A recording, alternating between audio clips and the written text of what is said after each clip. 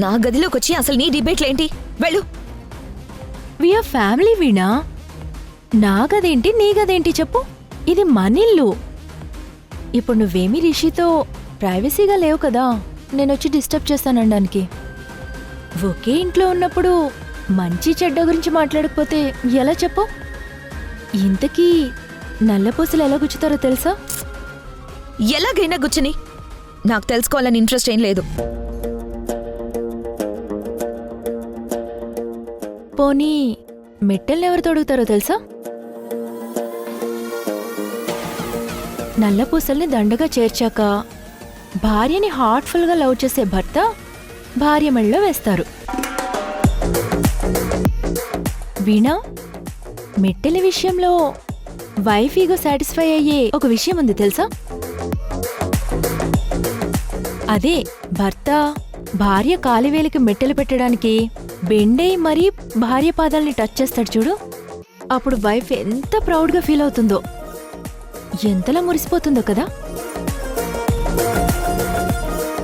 అలాంటి మూమెంట్స్ని రిషి నీ కాలికి మెట్టెలు పెట్టినప్పుడు నువ్వు కూడా అలాగే ఫీల్ అవుతావులే వీణా. రేపటి వరకు వెయిట్ చెయ్యి. హే, నీకీ సోది చెప్పడం తప్ప వేరే పని లేదా? శ్రీ మెట్టెలు తొడిగేటప్పుడు నా అంత లక్కీ ఎవ్వరూ ఉండరని హ్యాపీ ఫీల్ అవుతాను. కానీ నీకు మాత్రం ట్రాజడీనే కదా వీణా. నా సహనాన్ని టెస్ట్ చేస్తున్నావు వేదా. నువ్వు ముందు ముందు సహనాన్ని కంట్రోల్ని కోల్పోతావు. ఆ తర్వాత అందరి ముందు నీ క్యారెక్టర్ని కోల్పోతావు.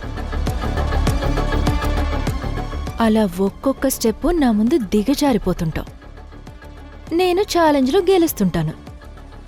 అది చూసి నీకు నిద్ర అన్నం అన్నీ దూరమవుతాయి. చూస్తుండు. జరగబోయేది తెలుసన్నట్టు మాట్లాడుతున్నావు. నువ్వు గాని చేసావా ఏంటి ఆస్ట్రాలజీ? అంటే అన్నీ ఊహించేసి చెప్తుంటేను డౌట్ వచ్చింది.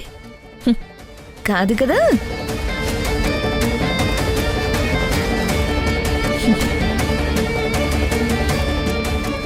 టైం వచ్చినప్పుడు నేనేంటో చూపిస్తా, నువ్వు చూస్తావు.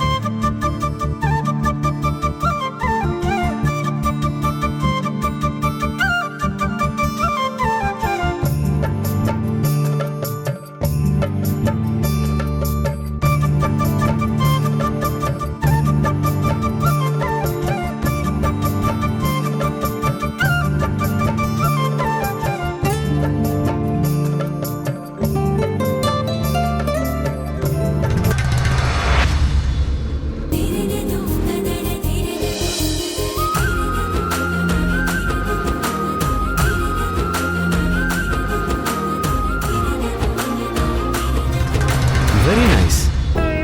ఇప్పుడేం చేయాలమ్మా? ఆ పసుపు తాడికి పూసలెక్కించి నీలలోహిత గౌరీ పూజ చేసుకుని పూసలు తాళ్ళని వాళ్ళ మెళ్ళో వెయ్యాలి. ఆ తర్వాత వాళ్ళ కాళ్ళకి మీరు మెట్టలు తొడగాలి. సూపర్. కానీ నల్ల పూసల కార్యక్రమం అని చెప్పి కొన్ని పూసలే తెచ్చారెందుకు? ఒక దండే తీసుకురావాల్సింది. ఇప్పటికి సరిపోతాయేమో.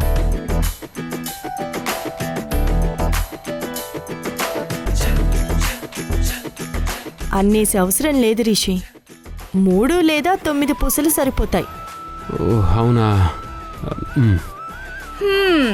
ఏర్పాట్లన్నీ బాగానే చేసావు గాని పూసలెక్కించడానికి నీ కోడళ్ళిద్దరికి పుట్టింటి వాళ్ళు ఎవరున్నారు ఇప్పుడు?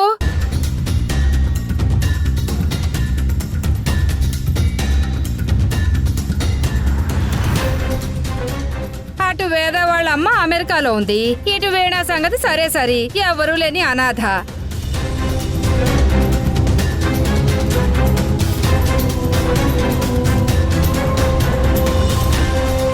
నువ్వు తనకి మేనత్తవి అయినా ఈ ఇంటి కోడలివి. పుట్టింటి తరపు వాళ్ళు ఎవరూ లేకుండా ఇలా ఎలా జరిపిస్తాము?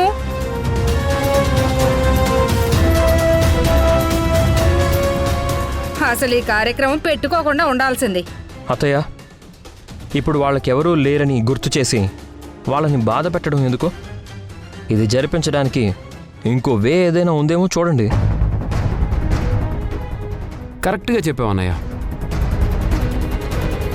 పిన్ని చెప్పినట్టు పద్ధతులు మార్చి ఫంక్షన్లు చేయడం కంటే వాటిని చేయకుండా ఉండడమే మంచిది కదత్తయ్య. ఆచారాల్ని మార్చి చేసిందన్న చెడ్డ పేరు మీకెందుకు చెప్పండి? మాకెవరూ లేకపోవడం అది మా దురదృష్టం. అలాగని పుట్టింటి తరపు వాళ్ళు లేరు కదా అని అత్తింటి వారి ఆచారాల్ని సంప్రదాయాల్ని పాటించకుండా వదిలేలేం కదా. ఉన్నంతలోనే జరిపించాల్సినంత వరకు జరిపిస్తాం. భాగ్యం, నువ్వెలాగో వాళ్ళిద్దరికీ వరుసకి పిన్నివవుతావు కాబట్టి వాళ్ళ పుట్టింటి తరపున నువ్వే పూసలెక్కించు. ఇంకొక వైపు మెట్టింటి తరపున నేనెలాగూ ఉంటాను కాబట్టి ఇప్పుడు సమస్య లేదు కదా. ఇదేంటి, ఏదో ఒకటి చెప్పి ఇప్పటికైనా ఫంక్షన్ ఆపుదామని నేను అనుకుంటుంటే పార్వతి ఈ విధంగా చెప్పి నా నోరు మూయించిందేంటి? లాజికల్గా కరెక్ట్గానే ఉందమ్మా. అలా చేస్తే సరిపోతుంది. ఏమంటావు అత్తయ్య? అనడానికి ఏముంది? అంతా మీ అమ్మ కొడుకులు ఇష్టమేగా, అలాగే కానివ్వండి. వీళ్ళని ఏదో టార్గెట్ చేద్దామని ఇంటికి వచ్చినట్లేదు. నేను టార్గెట్ అవుదామని వచ్చినట్టుంది. ఏదో ఒకటి జరిగి ఈ ప్రోగ్రాం క్యాన్సిల్ అయితే బాగుండు. నాకు ఏదో ఒక అవకాశం రాకపోదు ఈ కార్యక్రమం జరపకుండా ఆపకపోను. చూస్తూ ఉండండి. భాగ్యం, పూసలెక్కించాలి కదా, రా.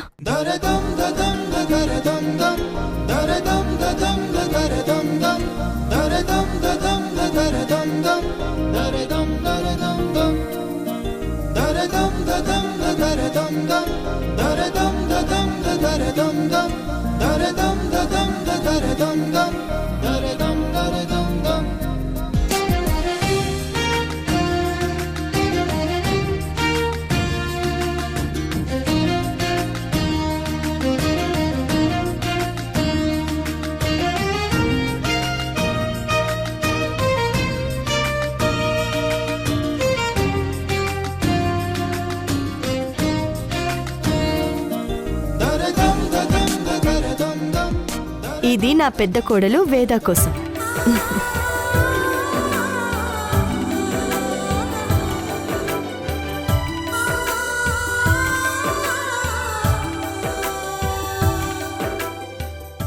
ఇంకా రెండోది నా రెండో కోడలు వీణ కోసం.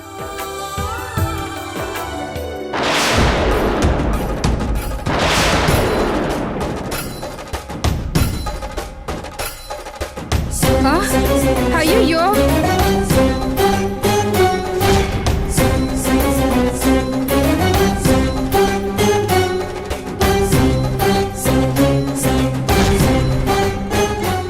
అయ్యయ్యో, శుభమా అని నల్ల పూసల కార్యక్రమం చేసుకుంటుంటే ఇలా పూసలన్నీ నేలపాలయ్యాయేంటి?